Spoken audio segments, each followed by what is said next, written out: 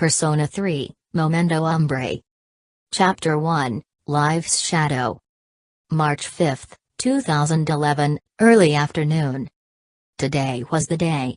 It had been on her mind for quite some time, and it had been marked on her calendar for even longer than that. Yukari could still feel the pain at the thought of it in her mind. 1 year ago the man she loved had died. The doctors had no idea what had caused it. But she knew, all of them that had called him their leader knew about the real reason. It did not make it easier for her to come to terms with. She had made a promise to herself since then that she would look to the future. She wanted to stay positive and remind herself that today was also a day of celebration. She was finally graduating from high school. Things had not been easy over the last year, but maybe by comparison to the last it should have been regarded as easy. It wasn't like she had to climb an impossibly tall tower and face down an unbeatable evil once again. No. It was just the aftermath she was still dealing with. Still, she had hoped that graduation would not have occurred on the same day that Minato had. "Hey, Yuka-tan." While most days he still managed to grate on her nerves, she was thankful for the interruption on her thoughts. "Are you as excited as we are?" "We?" Yukari glanced over Junpei's shoulder to see Kenji. "You two just can't wait to be done with school and slack off, can you?" "Hey now, I got lots of plans for the future." Junpei faked as if he had been physically injured, which just made Yukari roll her eyes. "I don't think any get-rich-quick schemes count as real plans," Yukari remarked as she got to her feet from her chair. The one she had been in for the last year. Class just was never the same, not without him. And she doubted that the gap in her heart would ever truly go away. "What are your plans, Yukari-san?" Kenji asked. Yukari didn't really find it comfortable to have Kenji call her by her first name, but he had been a good friend to Minato and so she never contradicted him. "I mean, after all, you have a... Anyway, Yuka-tan. Congratulations on graduating," Junpei interrupted. "Thanks. You too, Junpei-kun." She found herself genuinely smiling at him. He smiled back and then put his arm around Kenji in a brotherly-like fashion. "Come on bro, let's see how the other cuties are looking in their graduation gowns," Junpei said as he left the classroom, dragging Kenji with him. "Yukari-san, I think you need to get changed." Aegis appeared from her other side. Obviously she had finished putting her stuff away as well. "Yeah, I know. I'm sorry, I am going so slow today," Yukari sighed, flipping open her cell phone. A small smile spread on her lips. "Okay, let's get changed, it is about that time." She wasted no time, and with Aegis they headed to the girls' designated change room for the seniors and slipped their graduation gown over their clothes. Time ticked down and they and the rest of the girls left to enter the gym along with the boys and entered as a class. The student council president was calling for attention and started talking. Yukari saw the speech begin, but the words glossed over her as her mind felt as if she was in a different place. How could she celebrate when he was dead? How could any of them? He had been a help to so many people. It had been so hard to see him that day. His body, cold and lifeless. She had held onto it one last time. She wanted to yell at him. How could he leave her all alone? It broke her in a way that she had never felt before. It had eclipsed even the pain of losing her father. Because in that precious time she had with him he had become everything to her. Her whole world had changed that day, and no amount of effort she did could make it better. Even after what had happened in the abyss of time. She could still remember the pain from that day as well. After she had fought so hard, that stupid sense of hope she had at that time. She felt those words build in the back of her throat. "I want to see him. I made a promise to him, too. I promised that I would try my best to change this world, so that people would stop wishing for the fall." Still, in the end she wasn't sure if she knew how to accomplish that. Was there really a way to make people really enjoy life? To make it so people didn't wish for death? When she knew that the thought had often entertained her thoughts from time to time. She had started off so strong, but things happened and they weren't the same anymore. The roar of applause shattered her thoughts. Her diploma in hand, and she couldn't remember ever getting up to receive it. She couldn't stay here. She needed some air. She pushed past everyone and went to the first place that came to mind. Out of the gym and down the hall, she found herself running up the stairs. She felt the breeze hit her as she stumbled out onto the roof. And now she realized she had been crying. And it was so hard for her to try and resist them from breaking her down completely. She made her way to the far side of the roof, looking off into the distance. She could see the monorail that went over the river. It used to be one of her favorite views.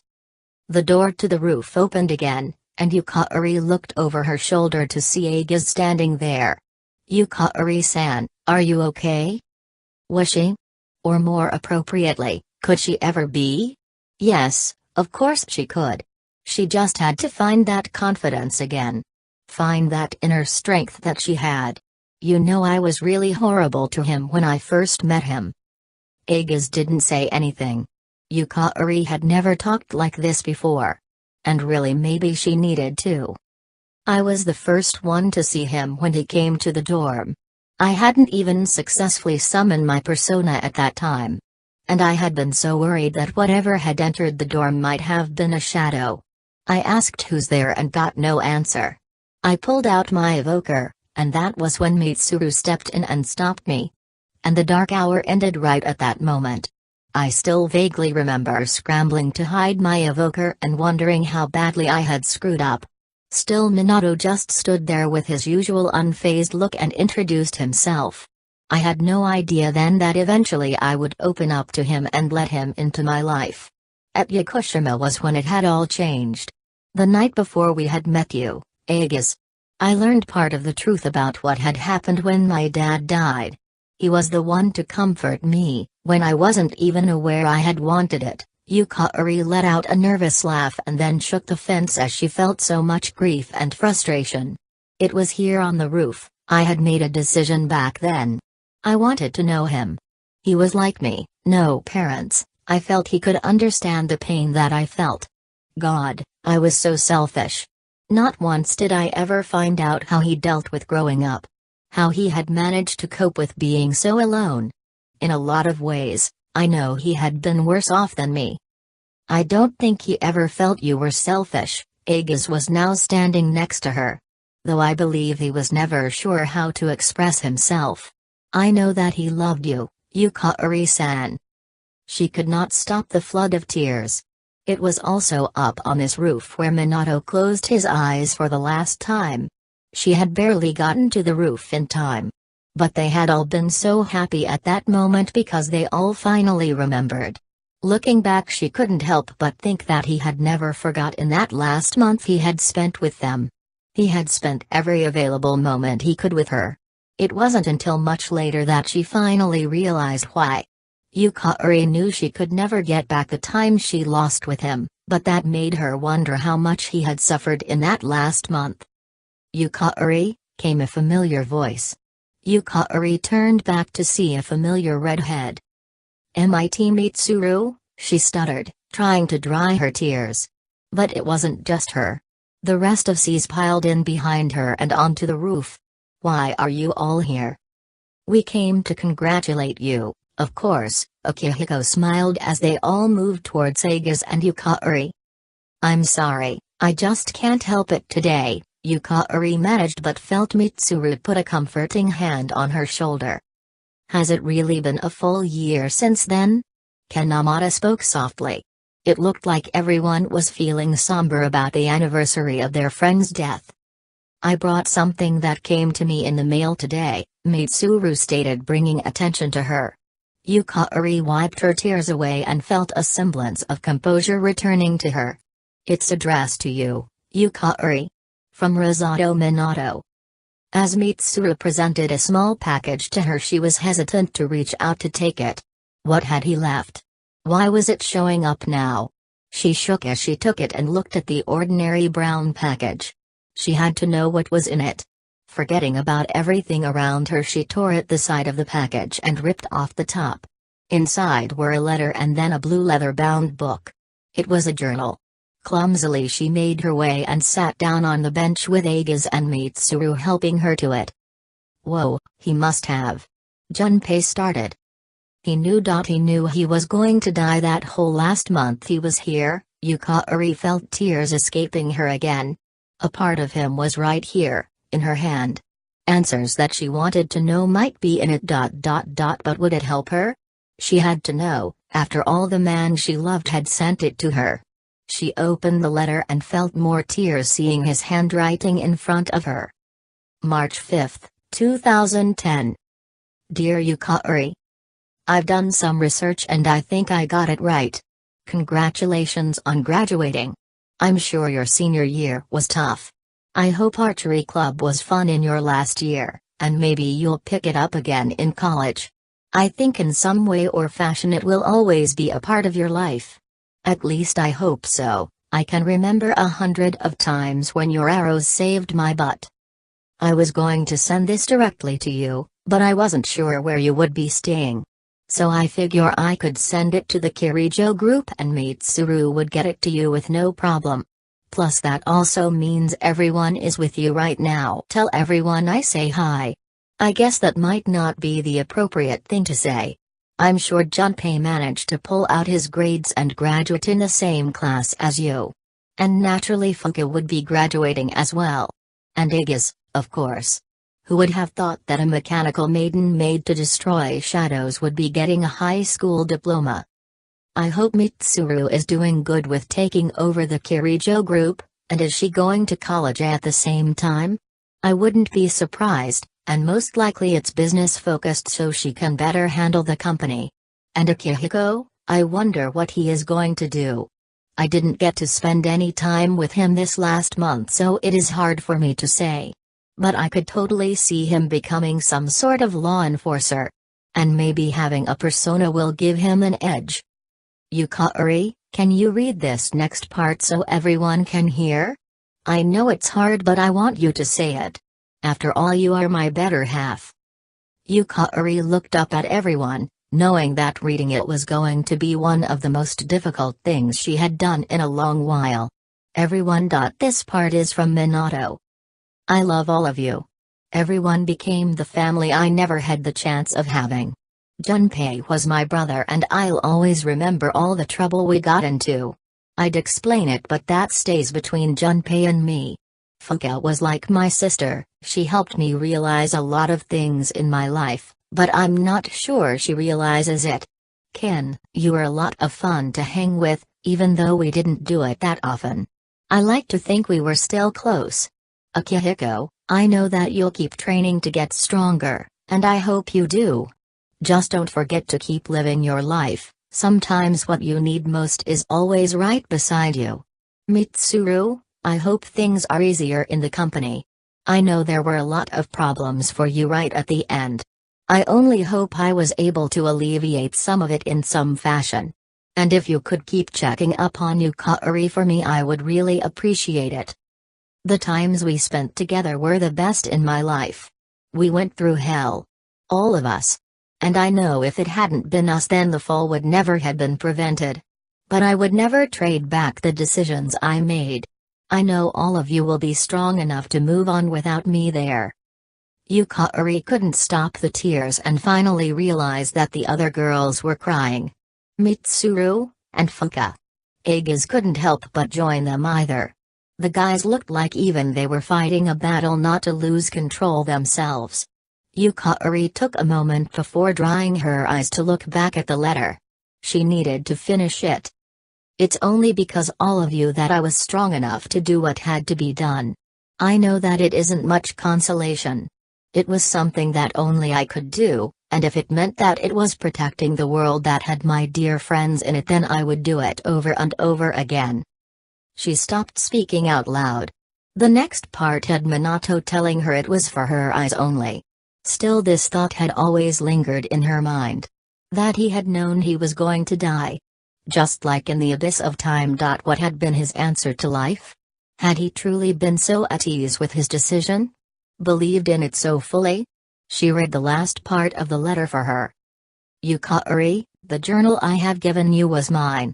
I wrote as much as I could whenever I wasn't with you. Maybe you noticed my grades haven't been what they were in the past. I know nothing to laugh about, right? And I'm sure you would hit me if I was there with you. And I really wish I was, Yukari. This journal is for your eyes only.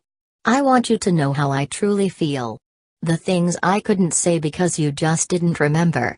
Remember, I love you most of all. Above anything in this world or the next. Love always. Arisato Minato. He wrote all this for me? Her voice barely a whisper. She ran her hand over the journal. Why now? Everything that he did for us. How could I ever reach that level? Junpei actually gave a small chuckle.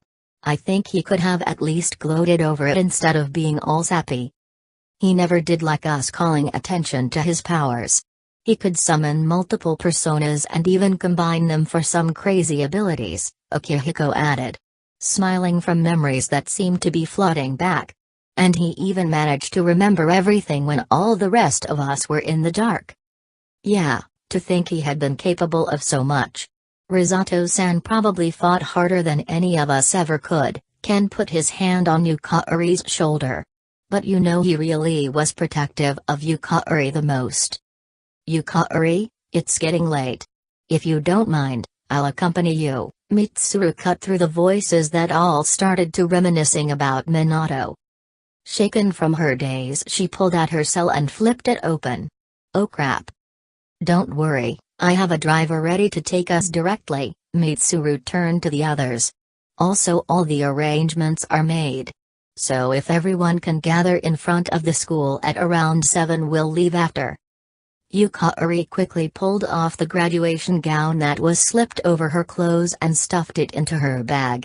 She waved to everyone as her and Mitsuru headed to the door of the roof. See you all tonight. February 2nd, 2010. Dear Yukari. I never intended for things to end up this way. But as time slowly marched forward to our last battle, I think somewhere along the way I realized what we were really facing. Was it the only solution? Did I have any other choices? If I had shared what I had realized with the rest of you, what would you have said? It was so bleak then, even with everyone resolved to face it together. All of us put our best foot forward and encouraged each other. We still hadn't known what had been the real cause. None of that had been the real problem. Still, I have some time left before I disappear completely. It's only been a couple days since that last battle. And I am so glad to see everyone return to school. Regular life can continue without having to worry about the world coming to an end. But why don't you remember? And not just you, everyone has forgotten about everything related to the Dark Hour. It's not right. After everyone struggled so hard and came together to fight, with the Dark Hour gone it all vanished. And me? I can't forget. How can I explain to you why I had to do what I did? It's been so hard to just be with you the last 2 days when my inevitable future draws near. You deserve to know. I know you do. Out of everyone I encountered since stepping into the dorm that night, it was always you. Our paths were destined to cross, one way or another, this I believe wholeheartedly. So this is all I can do for you. Maybe this makes me a coward. But hopefully when you read this you will have remembered the hardships we faced. If not, I will try and recount them as best to my knowledge in my last days in this journal. This I write for you and only for you. Love always. Arisato Minato. March 5, 2011, evening. Yukari felt a comforting breeze cross her face as she stood along the rail of the ship. Night had set, so the ship had all its lights on heading towards their destination. Yakushima. It was a planned trip that all the former SEAS members had made months ago. She pulled her pink cardigan sweater tighter around herself. It was surprisingly chilly, but for some reason it was more comforting to her than anything else. Here you are, it was Akihiko. He offered her a small smile as he moved next to her on the railing. Sorry, I'm not bothering you, am I? She looked over at him and shook her head. I guess I can't help but think about him. To think he would send me something like that. Should you really be surprised? He loved you. I'm sure that last month tore him apart in a way that I'm not sure I could ever understand. Akihiko looked out into the dark night that covered the water they were crossing. Still, he really did reach the full potential of his abilities. Able to switch persona '(s) and his ability to read a situation and react accordingly is something to be praised. Except he was always working so hard. Can you really think of any day he took off? Maybe at the beginning he was lax and uncomfortable. Yukari sighed heavily. He must have had to work harder to manage his power. You're right. It seemed to me that the downside of him holding multiple personas was that after a while some were no longer useful. Constantly having to gain new ones. I wonder what it was like. Akihiko gave a soft chuckle. If you had asked, he probably would have told you it was no big deal. Yukari giggled as she actually imagined Minato saying it. We should be reaching Yakushima pretty soon. I think you should take this next week and read his journal. It might be hard, but it's important. I don't think you realize just how much he loved you. Akiko turned towards her and put a hand on her shoulder. Come inside soon.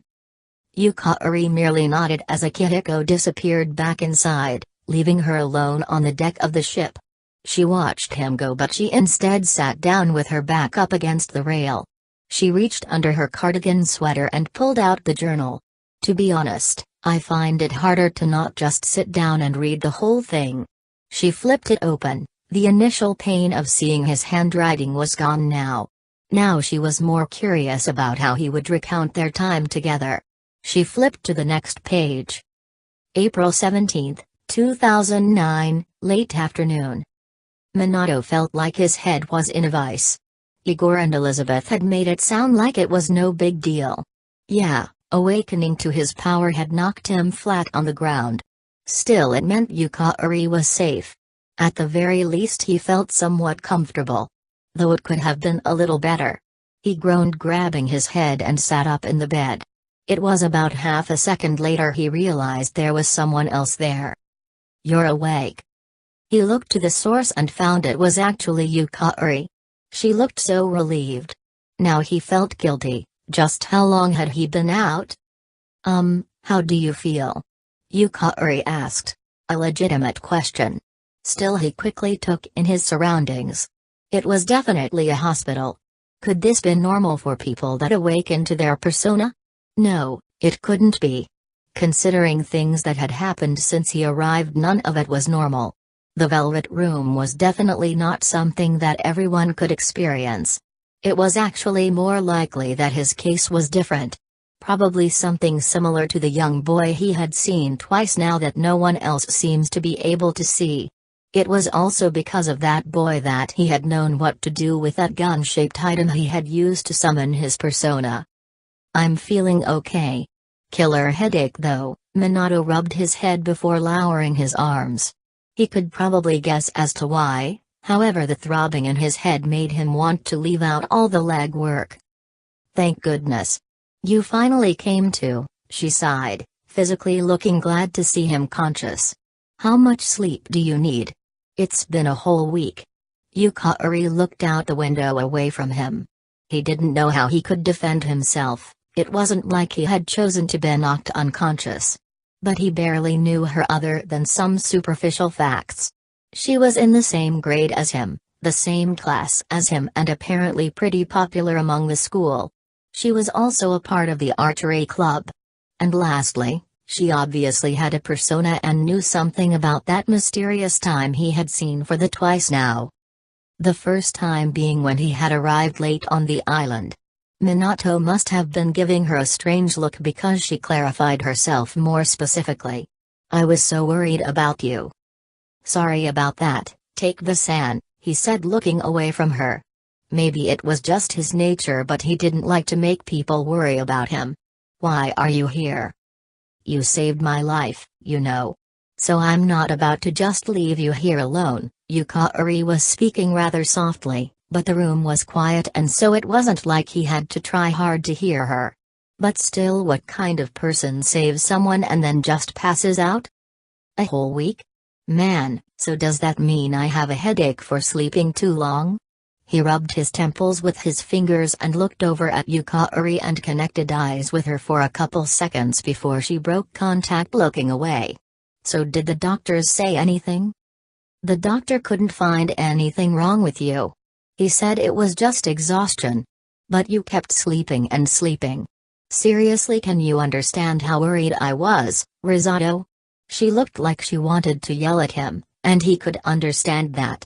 Especially if the doctor was probably telling you it was because he was exhausted. That hardly covered what it had actually felt like though. I'm sorry I wasn't of any help. I was supposed to be protecting you and I couldn't do anything. But, your power, it was amazing. Minato wasn't about to try and contradict her. He simply didn't know enough about the situation to make any snap judgments or assumptions. Right now, he needed more information, and she obviously knew something about the whole thing. You mean persona? Yeah. How did you know that? She blinked a couple times. Apparently not everyone awakened into their power as he had. Or had a place between dreams and reality known as the Velvet Room with a long-nosed and seemingly all-knowing helper. Wait, I heard you say it when you summoned it. He looked towards the opposite wall, not really looking at anything in particular. It was like a whisper in my mind. It's kind of hard to explain. But what were those things anyway? They're called shadows. Look, I know you have a lot of questions, but we'll explain all of that to you later. It sounded like she had gotten to her feet, but Minato still kept her gaze away from her. I wanted to tell you that I'm sorta like you. Like me? What do you mean? Minato looked over and saw that she was standing at the window. The setting sun showing through the window making it hard to really see her. But he could see her outline, and something about this called to him. It didn't sound like it was something she wanted to say. My dad died in an accident when I was little. And my mom and I aren't exactly on good terms. You're all alone too, right? Yukari was looking at him, but the light from the sunset made it hard for him to see her facial expression. Yeah, my parents both died about 10 years ago, Minato confirmed. To be honest, I already know about your past. It's never sat right with me, so I wanted to tell you about mine. It was back in '99. There was a huge explosion in the area. Supposedly, my dad died in the blast, but nobody really knows what happened. He was working in a lab owned by the Kirijo group. So, I'm hoping if I stick around long enough, I'll find out something. It's why I'm going to Gekuden High, and why I was there when this happened to you. Of course, I panicked and wasn't much help. It was my first time fighting them, too. I'm sorry.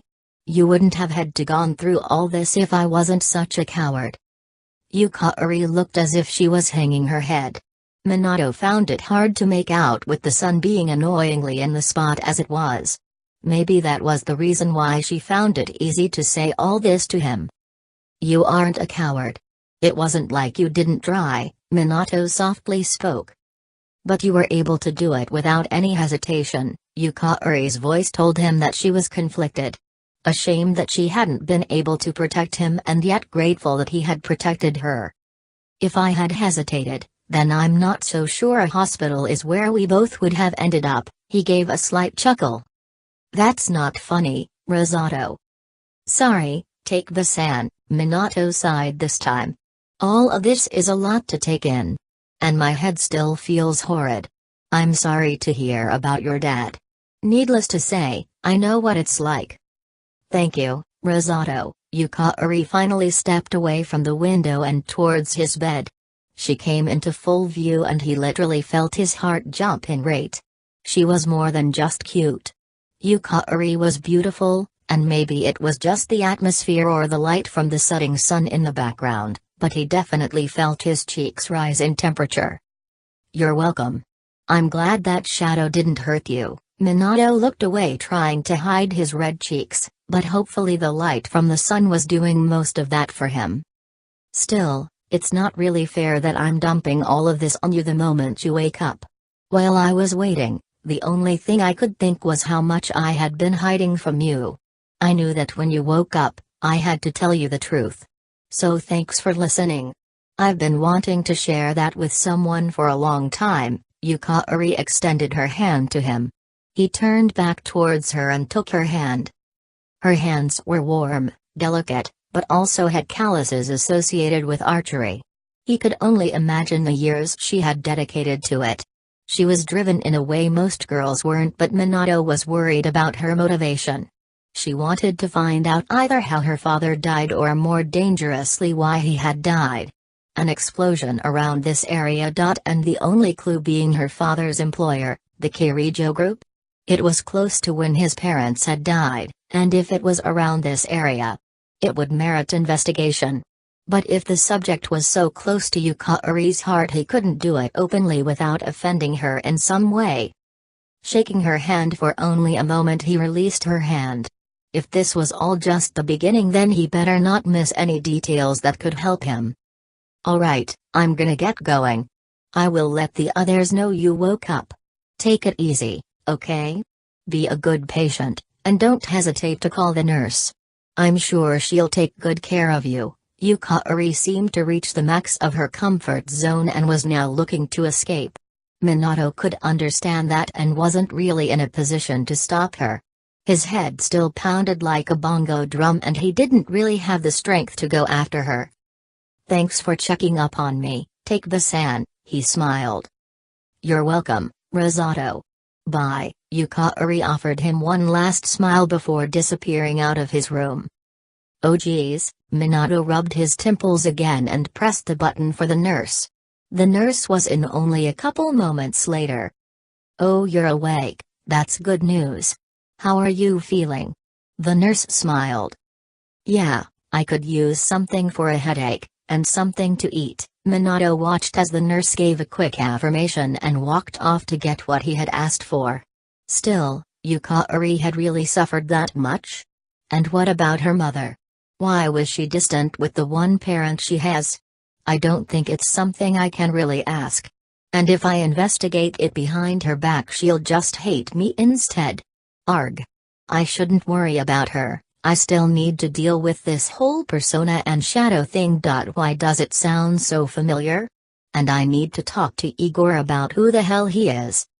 He cringed as his head throbbed. Damn this headache. March 5, 2011, late night. Yukari barely remembered any of it. It seemed so far away, and yet Minato remembered so many details about that time. It had to do with the significance and change it had brought to his life. Now that she thought about it, that had been the first step in change for her. She had been constantly encouraged by Minato in the beginning. She had the motivation and drive to go forward, but no confidence. It was Minato that also pushed her and forced her to delve into her powers. He was the reason she made it through all of it. And to this day he continued to be reason she was even still alive. That wasn't really accurate. He was the reason why any of them were alive. Every day was a gift given to them by him. She wasn't sure she would ever fully realize what that meant. To fully accept that the man she loved had given his life for the world. Yukari found it impossible to even fathom it. And how horrible of a person did it make her to wish that it had been someone else to take up that role. But she knew that it was because of everything that pressed down on him that had made him into the man she loved. If all of that power and responsibility hadn't been given to him, and he had just been a normal guy, outside of everything that had happened, some part of her knew that she would have never grown close to him. The countless shadows they had fought. All of the pain they experienced together. No, she could never trade those precious moments together away. She closed the journal as she saw Aegis coming out onto the deck. Somehow reading had made her forget about how cold it was. She got back to her feet and offered a smile as she approached. "Yukari-san, we are coming into port. Your attention has been requested inside," Aegis told her. "Thanks, Aegis. You know, I think we are close enough that you can drop the san." Yukari gave a small giggle. "Is that okay?" Aegis was surprised. "Of course it is. Let's get inside." She grabbed Aegis' hand with her free hand, clutching the journal with her other. It would be a long week at Yakushima, but she would need it. Alright, Yukari, Igas smiled.